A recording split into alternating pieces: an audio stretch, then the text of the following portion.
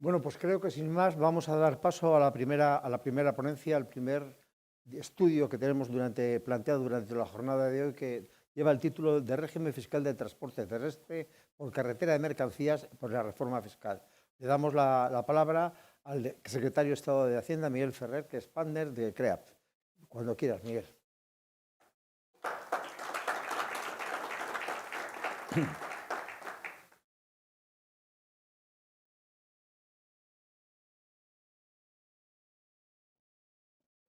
Mejor desde aquí. Muchas gracias. Bueno, en primer lugar, muchas gracias por la invitación y también mi reconocimiento, enhorabuena a Pipetrans por esta puesta de largo de algo tan necesario como es la representación institucional de un grupo de empresarios, en realidad, que tanto aportan, ¿no? Yo creo que para enmarcar en esta primera ponencia, Carlos, efectivamente yo lo apuntabas también, ¿no? La importancia del sector de transporte de mercancías por carretera. España está en la periferia de la Unión Europea, esa es la verdad. La exportación, digamos, tener una buena balanza de pagos, un buen flujo comercial desde los productos que hacemos aquí y poder colocarlos en el centro de Europa, a día de hoy es inconcebible sin digamos, la aportación que hace en la cadena de valor de distribución en el sector del transporte de mercancías por carretera, ¿no? Con lo cual, más allá, por supuesto, de los puestos de trabajo, de la actividad de cada uno de los profesionales, empresarios que está involucrado en todo este sector, como país yo creo que tenemos verdaderamente una deuda, un reconocimiento a lo que el sector aporta precisamente al bienestar, en definitiva, de los españoles. Bueno, yo creo que la idea de la mesa redonda, Carlos, era un poco en esta primera hablar de que este sector, algo que está bien regulado, sujeto a autorizaciones y que sufre, utilicemos la expresión también, en buena medida los efectos de una regulación del marco fiscal, el marco, desde el punto de vista regulatorio, concretamente el aspecto tributario, y que no es menor. Y creo que podíamos reflexionar sobre ellos, ¿no? Algunos datos del propio Ministerio de Transportes. Estamos hablando de 380.000 autorizaciones de transporte de mercancías de servicio público, más de 103.000 empresas de transporte. Aquí ya nos damos cuenta de la primera cuestión, no es la atomización que tiene el sector en España, que es algo de lo que se ha hablado desde hace mucho tiempo. Por un lado tiene el aspecto positivo, evidentemente, que genera una gran competencia, pero también una gran presión en los márgenes de todos estos empresarios que están involucrados en esta actividad. Por lo cual, cualquier medida fiscal externa puede, y de hecho afecta gravemente, incluso acrecienta, agrava esa presión en los márgenes. Por lo cual, yo creo que el legislador debe ser muy cuidadoso en la parte tributaria, en la parte fiscal, teniendo en cuenta lo que sufren, digamos, utilicemos esa expresión, como consecuencia de esa atomización del sector, ¿no? Otro dato del Ministerio es que el 34% de las autorizaciones corresponden a 88.000 pymes, de las que 35.000 están en régimen del impuesto sobre la renta. Básicamente hay varias figuras impositivas que afectan al sector. Yo quería un poco, a lo mejor, centrarnos tanto en las dos figuras generales, tanto en la imposición sobre los rendimientos como en la imposición indirecta, que son el impuesto sobre la renta de personas físicas y el IVA, pero hay otras figuras impositivas, los impuestos especiales, etcétera, que también afectan a esa competitividad y a esa capacidad del sector para hacer frente a sus retos comerciales, ¿no? No vamos a hablar de ellos, pero somos conscientes de que hay otras figuras que impactan en la actividad del sector. Vamos a centrarnos en impuestos sobre la renta. Simplemente como contexto, recordar que efectivamente uno puede actuar en el tráfico mercantil, vamos a decirlo así, tanto constituyéndose como persona jurídica como persona física. El sistema fiscal responde de diferente manera, aunque en teoría debería ser neutral, pero en principio se puede pagar como persona jurídica los impuestos sobre los rendimientos que obtiene una cierta actividad o como una persona física en el régimen de IRPF. En teoría, el régimen fiscal está diseñado para que sea neutral. Lo cierto es que cuando una persona física se constituye, bien lo sabemos aquí, como empresario, pues bueno, no tiene mucho sentido exigirle una serie de cargas, de formalidades, de cargas burocráticas que se puede exigir a una persona jurídica, a una empresa constituida como tal. En el bien entendido de que yo creo que todos aspiramos, los legisladores y el regulador, cuando corresponde, a que haya esa reducción de la tasa burocrática, de las cargas burocráticas, y en buena medida yo creo que la digitalización que se está implantando en las administraciones está también ayudando a eso, ¿no? Pero en todo caso, insisto, creo que el dato es importante, ¿no?, de esas 35.000 personas que están en régimen de IRPF. Por seguir con el contexto, yo creo que ya lo saben ustedes, la regla general es que para una actividad económica la forma de tributar es el llamado régimen de estimación directa, que calcula los ingresos, los gastos y el rendimiento que quede, pero para determinados grupos de empresarios sujetos al impuesto sobre la renta se permite la llamada, bien conocida, estimación objetiva, o por módulos, que es el nombre más popular, que está sujeto a ciertos requisitos, básicamente vinculados al tipo de negocio que hacen, se están facturando a otras empresas o a particulares. Si estamos hablando, es el caso de facturación a otras empresas, que llaman B2B, pues hay un umbral máximo de facturación de los 125.000 euros. Y bueno, una forma de aligerar las cargas y la forma de cómo calcular esa carga fiscal. En el régimen de módulos, pues bueno, yo no voy a descubrir nada aquí, ha tenido idas, venidas, opiniones a favor, ha habido opiniones en contra. Prácticamente todos los libros de reformas fiscales que han hecho los diferentes gobiernos, desde luego el que yo participé, pero también el actual del gobierno socialista, ha hecho también o ha producido el libro blanco sobre reforma tributaria. Son cerca de 700 páginas, donde se fija también en la estimación objetiva.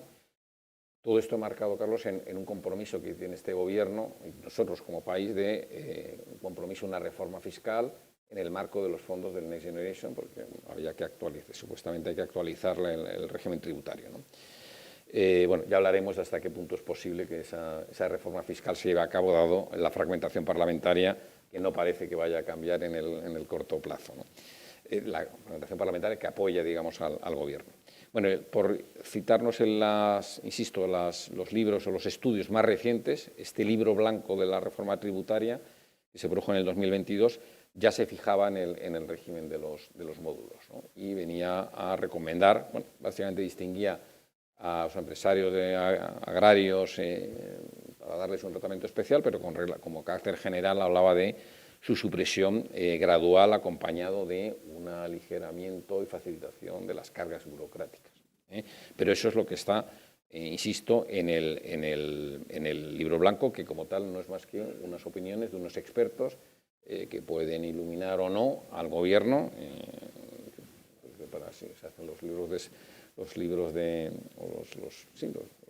comités de expertos, pues ayudan o asesoran, y ya cada gobierno decide hasta qué punto decide seguirlo, ¿no?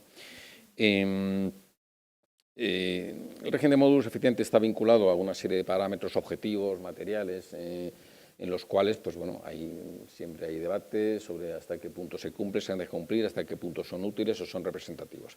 Hombre, yo creo que en todo caso, como reflexión, y tal vez luego en la mesa entremos más en ello, tanto para el legislador como posiblemente para el Poder Ejecutivo, sí que está claro que es un sector que merece una cierta especificidad. Coincide este debate sobre el régimen de estimación objetiva en el impuesto sobre la renta con la normativa comunitaria que antes del 25 tiene que implantarse de cara a lo que es el régimen de IVA, de impuesto al valor añadido por franquicia, que evidentemente supondrá eliminar esa carga de presentar las declaraciones para los empresarios, pero bueno, por el otro lado no podrán deducirse las compras de su actividad, que es un régimen que viene insisto, de una directiva, y que posiblemente la coincidencia de la implantación de este régimen simplificado de franquicia del IVA sería teóricamente una ocasión política para el Gobierno para tratar conjuntamente tanto la regulación de módulos del impuesto sobre la renta como el impuesto de valor añadido. Por no ir más allá, quedarnos con que también en los regímenes forales del País Vasco y Navarra tienen figuras específicas que podrían servir de referencia. Tenemos este marco comunitario de otros estados de la Unión Europea. Tenemos la directiva que se implanta en cuanto al régimen de franquicia y habrá que ver cuál es la decisión que finalmente este Gobierno quiere imponer en esta regulación, ¿no? Hombre, yo creo que el punto de vista debería ser el tratamiento de esa especificidad del sector, ¿no? Es decir, tener en cuenta que no es un sector más, por lo que hemos hablado, y que eso debería reflejarse igual que se hace con el régimen de franquicia. Hombre, como valoración personal y ya expectativa de lo que diga el diputado Puy, ahora tenemos una fragmentación en el Congreso de los Diputados que es evidente. No va a haber ley de presupuestos porque no hay, ya lo ha anunciado el propio Gobierno. Los decretos leyes que se aprobaron en el Consejo de Ministros en diciembre, solo 2 de ellos se convalidaron y otro no se convalidó. Es decir, que es un hecho objetivo de que ahora hay una fragmentación parlamentaria que no asegura la tramitación de este tipo de proyectos legislativos. Por lo cual, con franqueza, escepticismo frente a la implantación final y que lo veamos en el corto plazo con la actual distribución de diputados del Congreso que apoyan al Gobierno, porque la experiencia está demostrando que es muy difícil sacar, Carlos, leyes. Ha sido muy difícil. Imposible. Y va a seguir siéndolo. En un contexto, y perdonad que lo enmarque en un marco, sí, en un entorno político, con elecciones europeas, donde previsiblemente, ya veremos, ¿no?, lo que finalmente ocurre, el partido mayoritario del Gobierno de coalición va a sufrir un cierto castigo electoral.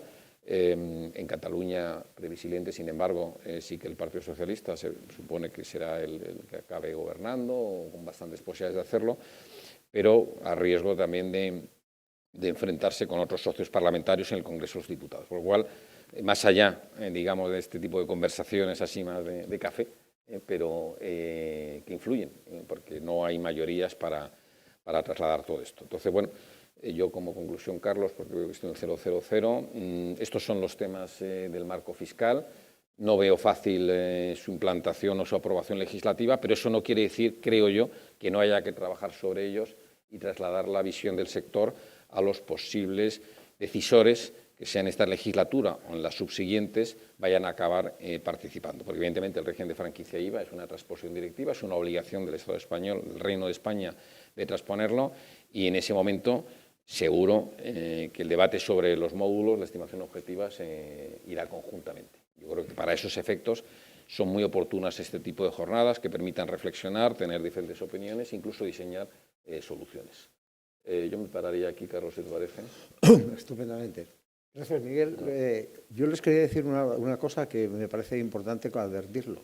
Que hubiéramos querido contar con la presencia del Gobierno y del Partido Socialista. De hecho, hemos tratado de invitarles hasta el último momento. Ha habido, pues, supongo, compromisos posteriores que les han impedido venir aquí. Desde luego nosotros vamos a contar con el Gobierno de la Nación, vamos a contar con la Administración, porque estamos perfectamente encuadrados en una sociedad en la que no solamente tenemos que contar, sino trabajar con ellos.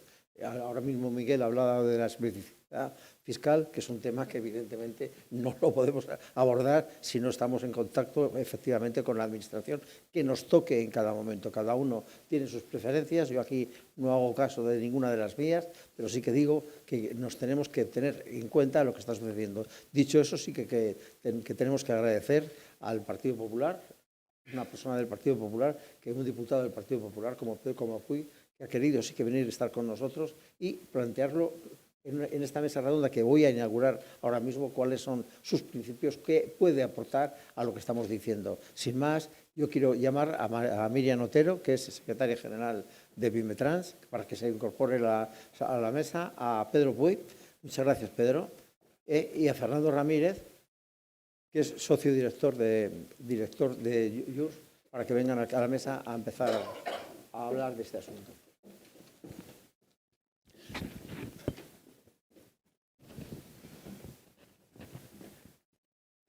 Si me perdonáis, antes de dar la palabra, yo quería plantear una pregunta a Miguel que me parece que me ha dejado absolutamente a favor de una respuesta para el sí o no. Esa especificidad fiscal que tú hablas, de la que tú hablas para la gente que se dedica a este menester, ¿en qué se puede concretar? Bueno, de momento, a corto plazo en una prórroga, digamos, por supuesto, del régimen de estimación objetiva, tal como lo estamos considerando hoy con los umbrales, y una escucha, yo diría, porque evidentemente todas las soluciones, Carlos, me gustaría darte un sí o no evidente, pero todas las soluciones, tanto el régimen de mantenimiento de la estimación objetiva como el no mantenimiento, pues tiene pros y cons, ¿no? Donde hay gente que le puede venir bien y gente que le puede venir de otra manera. O sea, yo en todo caso creo que desde el Gobierno sí que debería escucharse de forma específica las peticiones que hagan el sector.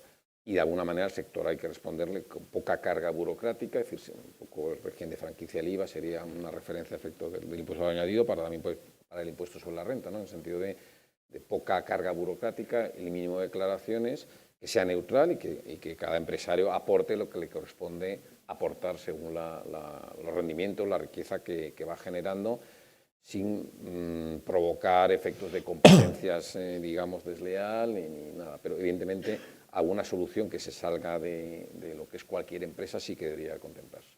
Miriam Otero. Sí. Tienes la palabra.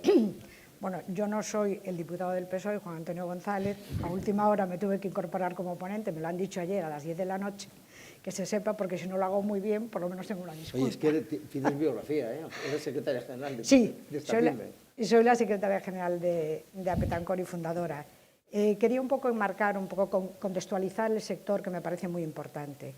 En el año 1986, cuando España entra a la Unión Europea, personalmente me encontraba en Europa viviendo, en Francia e en Inglaterra, y fui consciente de lo que se avecinaba al sector del transporte de mercancías, que siempre fue mi pasión desde pequeña.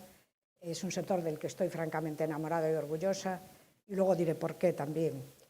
Y vi que la legislación europea iba a entrar de lleno en nuestro sector, porque la libre circulación de personas y la libre circulación de mercancías iba a exigir a nuestras empresas el cumplimiento de toda la normativa europea de unos países que eran mucho más avanzados en aquella época que nosotros.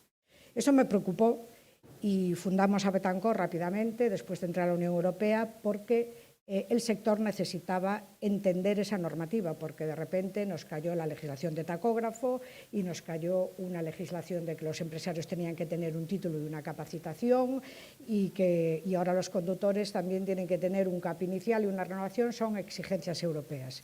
Pero claro, contextualizar esto en las dimensiones europeas es fácil, porque ellos tienen unas infraestructuras, tienen unas escuelas de transporte desde hace más de 60 años donde forman a la gente, y la estructura de sus empresas es grande. Nosotros en España, a pesar de haber transcurrido desde el año 86 más de 30 y pico de años, tenemos una estructura todavía muy atomizada. Entonces es muy difícil que nuestras pequeñas empresas, donde el 80% tienen entre 1 y 3 camiones, según los últimos datos del MITMA, del Ministerio de Transportes, tenemos que cumplir una normativa que está pensada un poco para empresas de mayor dimensión. Y esto es uno de los grandes problemas que tenemos. Lejos de haber superado esa atomización a lo largo de los años, pues no ha sido así, vamos muy despacio, porque bueno, el transporte no es más que reflejo de lo que es la economía en España, la industria, que son también pequeñas empresas. Tenemos grandes empresas, pero el 70% son pequeñas empresas, entonces nosotros somos un poco la respuesta a las empresas que tenemos también en nuestro país. Esto era importante contextualizarlo. Luego quiero decir el porqué de Apetancor y el porqué desde Apetancor, que es la Asociación Empresarial de Transporte Terrestre, Pedro, de Galicia, la más representativa en el comité gallego. Es que Pedro y yo somos compañeros de carrera y además bueno, nos unen lazos familiares, con lo cual me agrada muchísimo tenerlo a mi izquierda aquí como amigo y compañero. El porqué es porque yo creo que hay dos hitos importantísimos que hay que mencionar. Para mí el transporte no solo mueve personas, mueve economías, yo diría que mueve hasta montañas. Y esto quedó claro, y yo creo que hay que ponerlo en valor y decirlo una y otra vez en la pandemia. No hubiera podido subsistir el mundo sin nosotros. O sea, el transporte ha solucionado todos los problemas de suministro de hospitales, de calefacciones, de comidas en el supermercado, independientemente de que además son unos héroes, porque arriesgaron su vida sin saber si podían contraer una enfermedad y morir. Yo creo que quedó a nivel mundial claramente demostrado la importancia para la vida cotidiana de los ciudadanos, que es muy importante tener estos conceptos claros. Y además, en el paro que tuvimos en el mes de marzo del año 22 también quedó demostrado que ese paro podía influir de manera grave en la economía de cualquier país, en este caso de España, ¿no? Entonces, que somos un sector estratégico, necesario y además importantísimo para la vida cotidiana de los ciudadanos, que son los votantes de los partidos y los que es importante, por lo tanto, tenerlo en cuenta. Bueno, hechas estas salvedades... Un poquito de brevedad, porque tenemos un capítulo de preguntas y respuestas y yo creo que deberíamos ajustarnos contextualizar. A ello. Bueno, una vez contextualizado el sector, que me parece relevante, hablamos de los sistemas fiscales, ¿no? Entonces, digo que la ponencia, en cuanto al régimen fiscal, como ha dicho mi compañero Miguel, pues tenemos 3 sistemas claramente diferenciados. El sistema de módulos, que está pensado para un transportista con un solo vehículo, es un sistema que no paga impuestos sobre beneficios. Aquí no se calculan los ingresos y los gastos. Son unas tarifas fijas que van en función de la masa máxima autorizada del vehículo y del número de empleados. Este es un sistema que utilizan la mayoría de nuestros empresarios, que es un porcentaje importante, que tienen un solo camión, porque tiene un límite de facturación que por ley es de 75.000 euros, pero ahora mismo este límite se está prorrogando con un acuerdo del Consejo de Gobierno a finales de año, y siempre vimos con la incertidumbre si va a aprobar o no, es a 125.000 euros. ¿Qué sucede?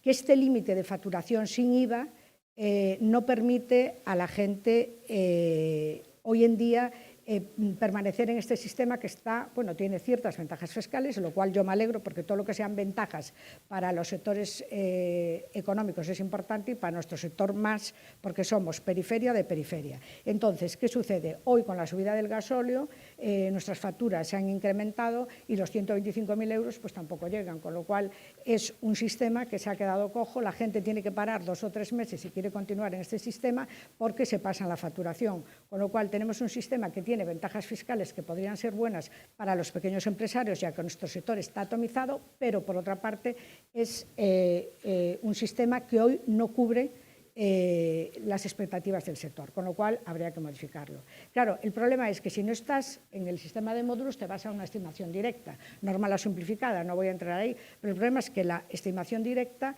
ahí sí se pagan impuestos sobre los beneficios deducidos los gastos, tienes que calcular ingresos y gastos, pero el problema es que tiene un tramo y puedes llegar a pagar desde un 19%, que es cuando facturas nada, cuando prácticamente la empresa va mal, hasta un 47%. Es una barbaridad. Hoy tributar un 47% quiere decir que estás trabajando casi el 50% pues para pagar impuestos, pero es que hay más impuestos que los fiscales también, que luego hablaremos. Y luego tenemos el sistema de sociedades, que bueno, es un sistema quizá un poco más ventajoso. Las sociedades limitadas y anónimas pueden estar en este sistema y, gracias a Dios, desde el 2023 se ha rebajado el límite a un 23%, era de un 25% a un 23%. Y bueno, esto es un poco el contexto que tenemos. Es verdad que Europa, como ha dicho Miguel, quiere introducir cambios importantes y con este contexto yo lo que me limitaría a decir es: hay competencia desleal entre las propias empresas por los diferentes sistemas fiscales, que además a esto añadimos que en el País Vasco y en Navarra existen unos sistemas diferentes, porque el País Vasco y Navarra, quizá por su proximidad con Europa y que Europa también quiere que cambiemos el sistema de módulos, ya bueno, pues ha avanzado y ha eliminado el sistema de módulos, este sistema que es escaso, es insuficiente con los 125.000 euros que se prorrogan cada año, y ha sustituido por una estimación mixta, un sistema híbrido entre módulos y directa, con lo cual sigue creando más competencia desleal, porque estamos todos con sistemas fiscales diferentes. Esta es la exposición, Miriam, que me parece y ya perfecta, me corta, pero tengo más datos. Perfecta. Ahora hablaremos sobre todo de que cómo se puede reformar a raíz de lo que estáis hablando fiscalmente esta exposición, para que toda la gente que esté aquí salga con alguna idea de que aquí se pueden hacer más cosas y se puede gravar menos a las personas que trabajan tanto. Voy a agradecer a Pedro Puy, gracias Pedro, que esté aquí con nosotros en el Partido Popular, diputado del Partido Popular, y se lo voy a agradecer también en nombre de una persona con la que hemos trabajado estos días, que es Juan Bravo, que es, yo creo que una de las cabezas, si no la cabeza pensante en economía y por tanto en el tema del transporte en el Partido Popular. Y Pedro, yo te hago solamente una pregunta: ¿qué nos ofreces? ¿Qué ofreces a esta gente del Partido Popular? Sí. En 2 minutos. No, bueno, primero lo que quiero hacer es agradecer la invitación. Yo estoy aquí encantado. Y además por ser la reunión constitutiva y de presentación en sociedad de algo que después de entrar en los informes que nos habéis pasado, de escuchar lo que hemos escuchado esta mañana, es evidente que era muy necesaria y que es fundamental. Ya de entrada, que ya es una manifestación muy propia del Partido Popular, es muy necesario que la sociedad civil se organice, se movilice para defender sus intereses, que son intereses particulares, pero que agrupados a los de los demás es la suma del interés común, ¿no? Y esto además, desde un punto de vista general de lo que es la actividad política parlamentaria, es muy útil conocer la realidad de primera mano de quien la conoce porque la practica todos los días. O sea que yo estoy encantado de estar aquí, muy agradecido al presentador, a Carlos Dávila, por supuesto a José Antonio por contar con nosotros para estas jornadas. Y pues a mí también me gustaría hacer un planteamiento general, ¿no? Sobre temas fiscales. Primero, estamos convencidos, en esto que no queda menor duda, que estamos ante un sector fundamental y muy relevante de la economía española. Como se acaba de mencionar por Miriam, también ha sido un placer volver a coincidir después de tantos años. Sí que es verdad que es un sector tan fundamental que cuando hay una pandemia se ve que es uno de los pocos estratégicos que sigue funcionando y algunos lo recordamos muy bien. Yo incluso hasta puedo comentar la anécdota de que venía de una reunión de gestión de la pandemia por una autopista que no había nadie y se me murió el coche, literalmente, en un área, un ruido raro, un área de servicio. Si no debe ser por un transportista que estaba allí, el pobre, que lo recuerdo perfectamente, sin tener dónde ducharse, sin tener dónde ir al baño, porque cerraron todas las áreas de servicio, que fue una de las cosas que pedimos, pues me hubiera quedado allí tirado. Me eché una mano y salí del apuro precisamente gracias a que el sector del transporte estaba tan activo como siempre, estaba funcionando y era lo único que había por las carreteras aquellos días. Me he recordado ahora de esto gracias a tu alusión, ¿no? Pero bueno, lo que sí es cierto es que es un sector que yo quisiera decir que tiene muchos problemas y que somos conscientes. Hay problemas a corto plazo, directamente ya dos, ¿no? La falta de conductores, el problema de la edad de la mayor parte de los que se dedican a este oficio, la falta de relevo generacional. En segundo lugar, y sobre todo, la subida de costes. Todos estos acontecimientos, guerra de Ucrania, etcétera, están haciendo subir los costes de forma exponencial, con la dificultad que tienen muchas veces los transportistas y sobre todo los pequeños para trasladar al cliente estas subidas de costes. Pero es que además tenemos también un problema estructural y a largo plazo, ¿no? Que también se ha mencionado aquí. Estamos con, entre comillas, amenazas que pueden ser oportunidades del transporte. El día que todo esto de la digitalización nos lleve ya a vehículos autónomos, etcétera, esto es una realidad que tenemos que ir pensando como sociedad y especialmente vosotros que os dedicáis a esto, o por supuesto el que también se mencionó de la descarbonización y lo que implica de inversiones en los materiales y en los equipos que se utilizan para el transporte. Y dentro de sus desafíos está el tema del sistema fiscal. Ciertamente el sistema fiscal, como todos los impuestos, incide en cualquier actividad económica, generando un sistema de incentivos que pueden ser favorables a una actividad o desfavorables a esa actividad, ¿no? Es cierto que los sistemas fiscales, conforme va pasando el tiempo, hay que irlos adaptando, tanto a la realidad económica y técnica como al hecho en sí mismo de que el propio sistema fiscal, entre otras cosas, porque hay siempre algún tipo de modificación en leyes de acompañamiento y lo que parecía sencillo se va complicando con el paso del tiempo.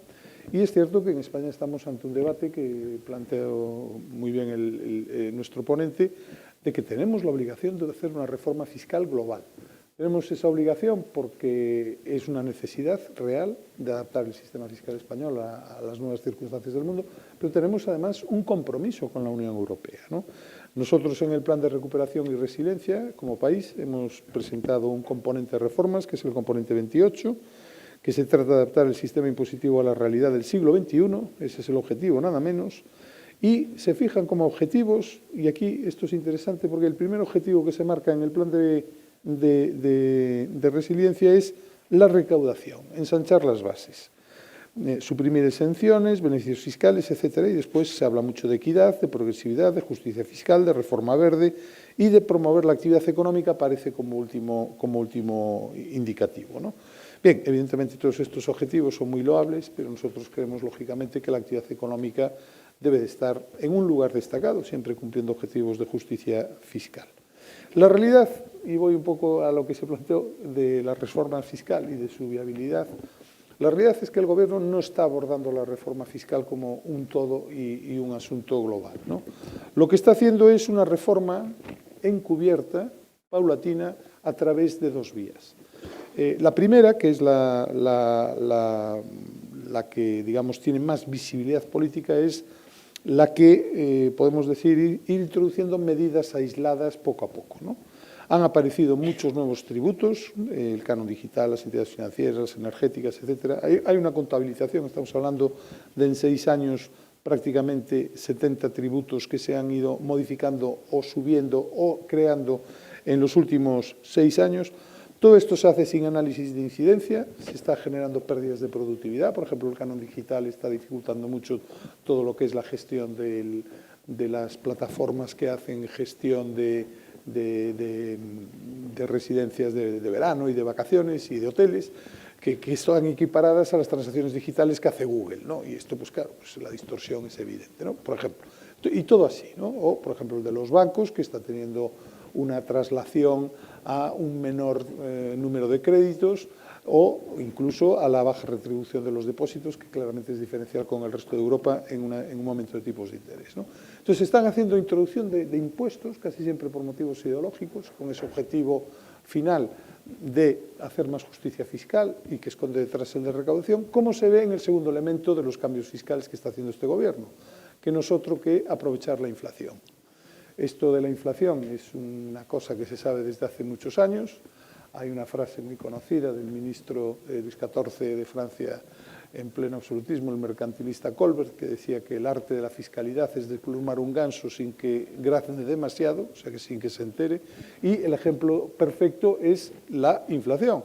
Simplemente dejando las bases, los tipos, las exenciones, todo tal como está, pues la recaudación crece, es lo que se llama la progresividad en frío, mucho más en el IRPF que en los impuestos que son, digamos, de tipo único, pero también en ellos, claro, el porcentaje sobre un precio que sube del IVA implica mayor recaudación. Por lo tanto, estamos ante un fenómeno de subida masiva de la fiscalidad en España, que se traduce en porcentajes del PIB muy evidentes, intencionada por parte del Gobierno, que se está haciendo en un momento muy, muy complicado de transformación de la economía, de la transformación digital, de salida de una crisis muy grande como consecuencia de la pandemia y luego los conflictos geoestratégicos. Y ayer mismo, lo doy como dato, porque el Gobierno no deja de decir que se recauda más porque hay más actividad económica y hay más empleo, ayer mismo el gobernador del Banco de España, en su informe de memoria anual, preguntado expresamente por este tema, dijo que el Banco de España calcula que el 70% del incremento de la recaudación que hay en España es como consecuencia de la inflación y no del incremento de actividad, ¿no? Bueno, pues esto es lo que tenemos delante, ¿no? Y dentro de ese contexto, pues que no es ciertamente muy favorable, es decir, un Gobierno que no toma la iniciativa de hacer una reforma fiscal, que no toma la iniciativa de afrontar los problemas reales de la economía, sino que se deja llevar, yo creo que por un objetivo que es legítimo desde el punto de vista político, que es equiparar la presión fiscal de España al resto de los países de Europa. Yo creo que muy ambicioso, porque al final nos va a restar competitividad, porque va a subir los costes, evidentemente, de todo el tejido productivo, pues nos aparece la cuestión, digamos, de lo vuestro, ¿no? Yo he tenido ocasión, y supongo que ahora ya lo dejo porque serán las preguntas que vengan a continuación, yo he tenido ocasión, no soy fiscalista, no soy un abogado fiscalista, me dedico a la hacienda pública más desde el aspecto económico, pero he tenido ocasión de ver vuestras propuestas, que ha resumido muy bien en la primera intervención, y ciertamente es razonable. Es más, antes de venir aquí he preparado un poco con algún amigo que se dedica a la fiscalidad del transporte y me dice que 125.000 es poco, o sea que habría que pensar incluso en ajustar al alza la cantidad que permite hacer la declaración por estimación de módulos, y estamos hablando de 175.000 euros como una idea más aproximada a la realidad del sector, ¿no? Y en este sentido, oye, pues yo solo puedo decir que desde el punto de vista de la fiscalidad general del país no puedo más que manifestar mi desacuerdo, tanto por motivos económicos como incluso por motivos democráticos. Lo menos democrático que hay es subir la presión fiscal sin que se debata en el Parlamento, y no se debate simplemente cuando la presión fiscal sube como consecuencia de la inflación. Y en segundo lugar, pues agradezco mucho toda esta información que nos estáis dando, porque estamos convencidos, como decía al principio de la intervención, de que estamos ante un sector claramente estratégico, fundamental, en lo que implica de empleo, de actividad económica, etcétera, y que por lo tanto, y volviendo a las ideas generales de lo que es la fiscalidad, principios tan sencillos como el de la sencillez o la comodidad del pago, que están en la hacienda pública desde que Adam Smith los formuló por primera vez, pues encajan perfectamente en las propuestas que desde aquí se realizan y que luego nosotros tendremos muy en cuenta e intentaremos que salgan adelante. Gracias. Gracias, Pedro. Yo voy a apretar, en cuanto termine Fernando, voy a apretar, porque yo creo que los que estamos aquí presentes, y yo, fundamentalmente los profesionales del transporte, tienen un poquito más de concreción en vuestras cosas. Es decir, ¿cómo va a aligerar la asfixia fiscal que sienten estas personas que llevan tanto tiempo trabajando y que al final reciben muchas prospecciones positivas de parte de los gobiernos, pero al final, como decíais todos, la reforma fiscal es como la reforma del Consejo General del Poder Judicial, que la llevamos hablando durante años, y es casi también como la presidencia de la Federación Española de Fútbol, nunca termina de arreglarse. Por tanto, yo os prometo que os voy a apretar en el debate posterior, pero ahora voy a dar la palabra a Fernando Ramírez, que es socio director de Juris Corporate. Gracias, Carlos. Intentaré ser breve y no me tengas que concretar más. Primero, agradecer a Pimetrans, a José Antonio, personalizado en José Antonio, el esfuerzo en la organización y mi presencia aquí, y también el esfuerzo que están haciendo en profundizar en problemas reales de los profesionales del transporte, sobre todo aparentemente más allá de los económicos, como tendremos ocasión de ver después en las siguientes mesas, ¿no? Centrándome en el tema fiscal, para no dar rodeos, vamos a ver, yo creo que aquí lo que hay fundamentalmente es una gran dicotomía o dualidad en la composición del propio sector, más allá de la atomización, etcétera, pero sobre todo, como ha explicado Miriam, entre grandes y pequeñas empresas o grandes y pequeños profesionales, no empresa técnicamente en sentido jurídico, como forma jurídica, que no solo se traduce en planteamientos económicos, sino sobre todo en temas fiscales. Aquí, pues la verdad es que, sobre todo con trabajos previos que en el despacho hemos hecho para Pimetrans, pues he de reconocer un esfuerzo de integración dentro de Pimetrans por buscar y articular posiciones que, lógicamente, obedezcan a la plurirealidad que tiene dentro de sus asociaciones y de los integrantes de sus asociaciones que están en todo el espectro de esas grandes o pequeños profesionales dedicados al tema. Claro, la fiscalidad partimos o de un impuesto de sociedades en el ámbito normalmente de persona jurídica o un impuesto de renta que, si nos movemos en el ámbito de estimación directa, prácticamente debería ser casi igual que el impuesto de sociedades. Claro, donde nos encontramos con las mayores dificultades estaría en módulos, como habéis estado señalando todos, Miguel y Miriam, pero claro, el módulos nos plantea una serie de problemas más allá de las necesidades del cambio o no, de la intervención europea, esto no es acorde a la normativa europea, etcétera. Bien, pero incluso dentro del propio España, pues bueno, cuando tenemos sectores que pueden estar en contra de los módulos, porque, bueno, sobre todo, pues, oye, que si puede alterar la competencia leal en el sector, si no la puede alterar, etcétera, pero incluso los que están a favor del tema de los módulos, claro, nos encontramos con el problema de los límites que has señalado tú, Miriam, y tú ahora mismo también, Pedro, señalando, decir, es que los 125.000, mirar, sacado del Observatorio de Transporte Terrestre, de los últimos datos del año 24, de enero de este año, los costes por ejemplo, de un vehículo articulado de carga general son 155.000 euros, los costes. Con lo cual, los 125 ya me los deja fuera. Pero los costes de un vehículo articulado de carga general, transporte internacional, 222. Los de un tren de carretera de 2 ejes o 3 ejes, 143. Bueno, y así diciendo, bueno, los 125, es que incluso teniendo el módulo como una alternativa, tampoco es real. Esto lo que plantea o debe plantear desde mi punto de vista es una reforma, obviamente. Pero la reforma no es, no, es que módulos sí o módulos no, o dónde llevamos, sino hay que buscar, decía Miguel antes, la neutralidad. Y la neutralidad, que es algo tan que se nos llena la boca tanto muchas veces con el tema, no necesariamente la neutralidad tiene que ser algo tributario. O no, o para que los efectos, o sea, en un sector tan intervenido como es el transporte, hombre, la primera neutralidad pasaría por liberalizar. Y yo, que soy, todo lo que sea intervención de la Administración me parece para salir corriendo, bueno, está claro que hay sectores que tiene que estar la Administración presente, como, entre otras cosas, pues será el de transporte. Pero cuanta más liberalización haya, más neutral será el sistema normalmente, porque la Administración solo tiene que entrar a corregir desviaciones y defectos. Más allá de ese planteamiento general, digo, no solo en el tributario. Bueno, el tributario, los módulos o el tema del IRPF se puede moderar mucho con el sistema de franquicia de IVA que decíamos antes, que ya está aplicado. Es verdad que el sistema de franquicia, me parece que las propuestas estaban en torno a 85.000 euros de facturación. Está, vamos, si los 125 están bajos, ¿dónde están los 85? ¿No? Pero bueno, pero que el hecho de que nos estemos planteando un sistema de franquicia en el IVA para pequeños profesionales, ojo, no solo transportistas, en general, pues es un logro porque tiende a facilitar la gestión de la pequeña actividad, no pequeña empresa, pequeña actividad, con independencia de cuál sea su forma.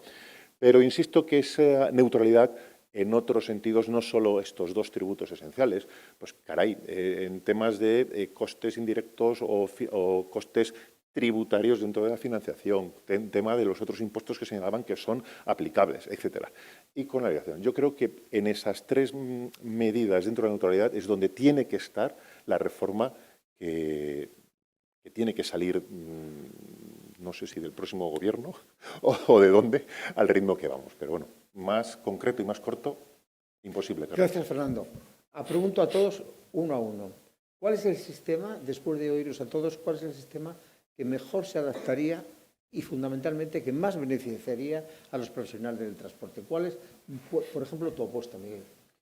Mi apuesta, y tomando la idea de Fernando, es analizar la actividad del sector globalmente. Es decir, no nos obsesionemos solo con el régimen de estimación de los módulos, sino ver la foto completa, los impactos en costes que generan las cargas fiscales. Se ha hablado aquí del Cepsa y Naturgy están sufriendo el gravamen extraordinario por supuestos beneficios extraordinarios que tienen estas compañías.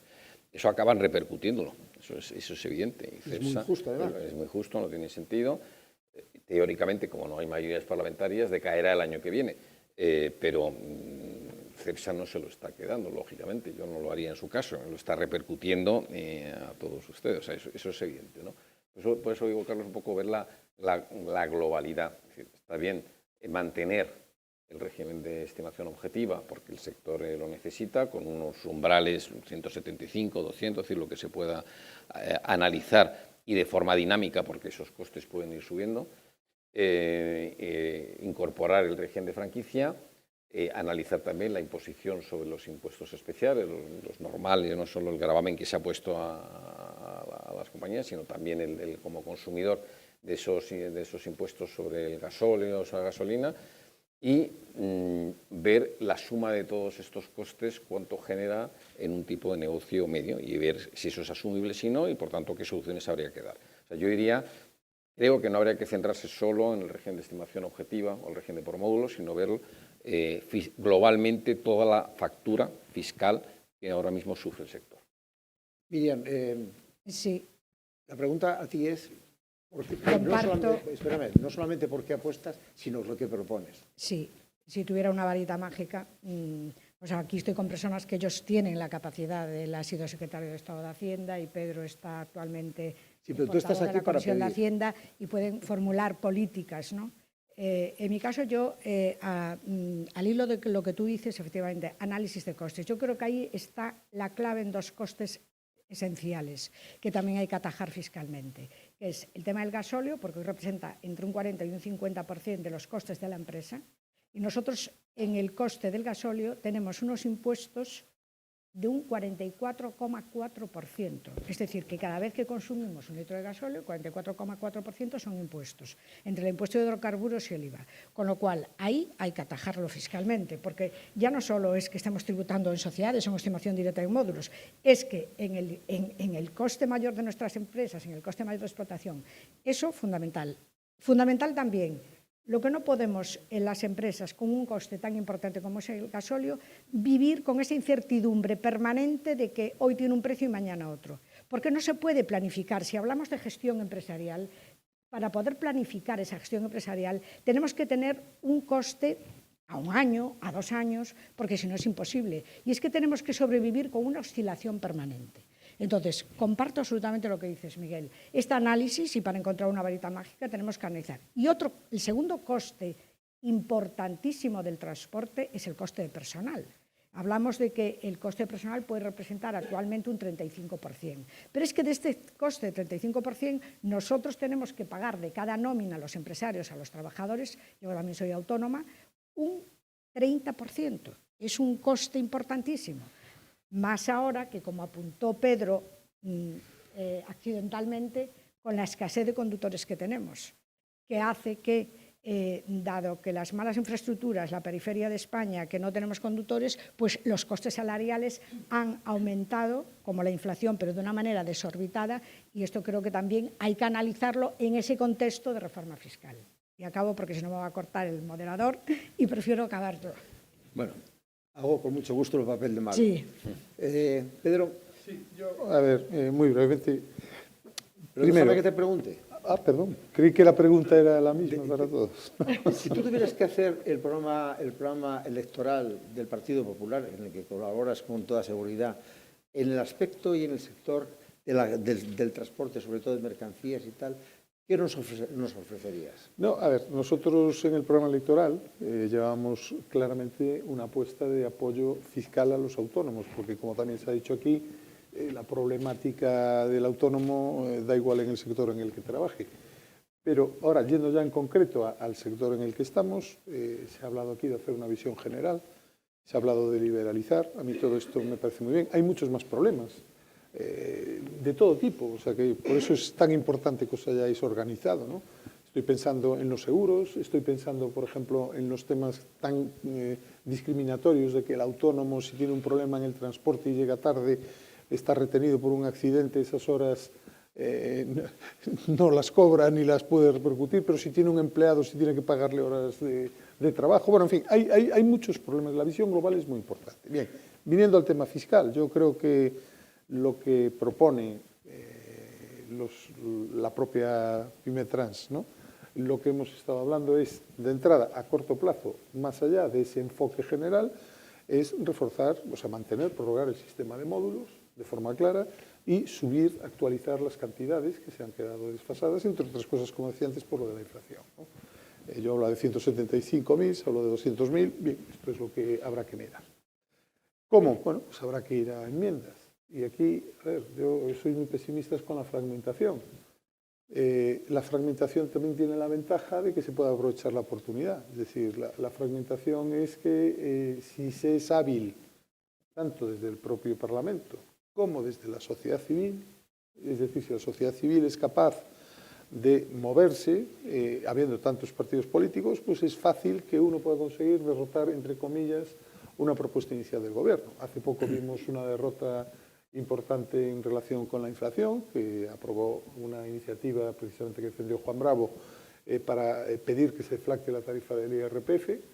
Es probable que no la cumpla el Gobierno porque era una proposición no de ley, pero hemos visto también en algunos ámbitos legislativos, hasta el punto que estos decretos que se han aprobado ni siquiera se ha constituido la ponencia, están parados, pero en algún momento tendrán que echar a andar. Entonces ahí es posible, con la labor conjunta del sector que hace una reivindicación razonable y legítima, no solo con el Partido Popular, sino con el resto de los grupos que puedan entender este tipo de circunstancias, para poder pues incluso modificar una norma en el sentido que puede interesar. Que yo creo que a corto plazo y más allá del análisis global, solo puede ir por lo que vosotros proponéis, que es mantener el régimen de estimación objetiva por módulos, que es un sistema muy antiguo, muy tradicional y muy justificable en España porque evita una cantidad de trabajo burocrático extraordinario y que además pues, oye, pues, obedece, si está bien hecho, a unos parámetros de justicia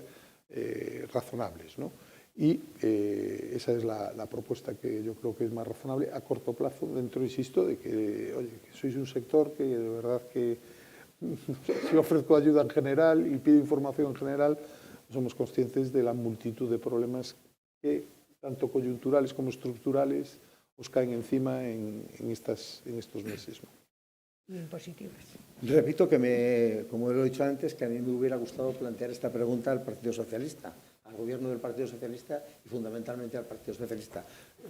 No se preocupen que la vamos a plantear. Vamos a persistir y desde luego queremos colaborar con ellos a la hora también de que haya una reforma fiscal que sea beneficiosa para todos ustedes. Pero Fernando, ¿tendrías algo más que añadir? No, la ventaja o el inconveniente de ser último es que prácticamente está más o menos todo dicho. Solo me gustaría incidir, con tu permiso, con el vuestro, en dos cosas que he señalado en la exposición. Es decir, haga lo que se haga, el parámetro, desde mi punto de vista, tiene que tener dos objetivos fundamentales. Liberalización, perdona que insista, pero es que para mí debe ser el motor de cualquier sistema económico OCDE. Y segundo, neutralidad, no solo fiscal, neutralidad de la intervención de la Administración, que no solo es fiscal. A partir de ahí, módulos sí, módulos no. Insisto que el debate no debe ser módulos sí, módulos no. Los módulos tenderán a desaparecer porque además es una imposición de la Unión Europea, no nos toca a nosotros. Lo que hay que buscar es la manera en la que se simplifique la gestión del impuesto, las gestiones administrativas tributarias. Eso, en principio, era la finalidad que tenían los módulos. Eso, pues probablemente a que determinadas situaciones de competencia desleal pudieran desaparecer, de una homogeneización de costes, pero, como he señalado antes, hay otras materias que no son solo las tributarias o las tributarias en IVA y IRPF. Miriam ha señalado el tema de los hidrocarburos, que es, vamos, yo cuando tengo que analizar los costes de algún cliente y no soy capaz de proyectar los costes de gasóleo a 6 meses, a 3 meses vista, dices, te tiras para atrás. Pero las repercusiones fiscales, como tú dices, bueno, y el impuesto especial, y ahí sigue. Bueno, quítelo y bajará y las compañías tendrán un margen para reducir. Está todo dicho, yo creo que está todo dicho hasta la fecha. Gracias. ¿Se puede añadir un pequeño matiz? Porque estoy aquí, además, lo digo, porque estoy yo convencido. Hablo a título personal. Yo soy muy partidario de la liberalización, sobre todo de la claridad de la regulación. O sea, que todo el mundo compita en igualdad. Entonces, a mí me gustaría compartir el criterio de la liberalización, pero advirtiendo de una cosa. Una de las maravillas que tenemos en nuestro país, y estoy hablando del transporte ahora de carretera, que tiene muchas personas, pequeñas empresas y autónomos, es que está generando mucha riqueza por muchos sitios que no sería la misma si hay una liberalización entendida en sentido amplio y de repente pasa lo que está pasando en el transporte de pasajeros, que es que nos aparecen grandes empresas que se hacen con el mercado y que eso genera al final luego, primero, una difusión del reparto del trabajo muy distinta, problemas de cercanía y de proximidad a la gente que realmente necesita el servicio. Entonces, estando de acuerdo con la liberalización, vamos a intentar que esa liberalización no provoque una monopolización o una oligopolización del sector, y creo que aquí es donde también es conveniente decirlo, porque estamos ante una asociación que lo que intenta es defender a muchas personas que están en todo el territorio, que prestan servicios de proximidad al que vive en su pueblo y que necesita llevar la mercancía a la ciudad y tal. Y yo, que soy muy liberal, tengo también a veces cierta prevención a estas palabras que de repente lo que acaban es que viene un americano de un fondo y se queda con todo y luego ajusta salarios, ajusta tal y desaparece del entorno geográfico más reducido. Es simplemente una acotación para que no quede en el aire la cuestión de vamos a liberalizar. Siempre tiene que haber. Te cedo, si te parece la última palabra. No, bueno, yo creo que ya vamos con un poco mal de tiempo por dejar a las otras ponencias. Yo creo que tal vez un poco agradecer las aportaciones de todos los ponentes. tenemos dos estrategias, ¿no? Una de corto plazo, que estamos hablando de mantener el status quo y no empeorarlo, y con esa actualización de cifras, y luego plantearse más de medio o largo plazo una solución correcta para todo el sector, sea desde la liberalización o la regulación única y homogénea, junto a la parte fiscal. Es decir, yo creo que por eso tenemos dos escenarios de corto y otro más de medio y largo plazo. Yo creo que como asociación os animo a encauzarlo de esa manera, ¿no? Pues gracias a los ponentes, yo creo que ha quedado bastante clarificado cuáles son sus propuestas y fundamentalmente si podemos esperar algo de la Administración, podemos esperar algo del partido emergente y si podemos esperar algo, si pueden esperar ustedes, vosotros, podéis esperar algo de que efectivamente esta regulación asfixiante de la fiscalidad se disminuya dentro de los próximos tiempos de una forma notable. Y con eso me quedo y con eso agradezco vuestra presencia. Vamos a dar paso a la segunda ponencia, las cooperativas de transporte y falsos autónomos, un tema absolutamente polémico, discutido y que yo espero que de ahora en adelante tengamos también un poquito de claridad. Gracias a todos y yo doy paso a la...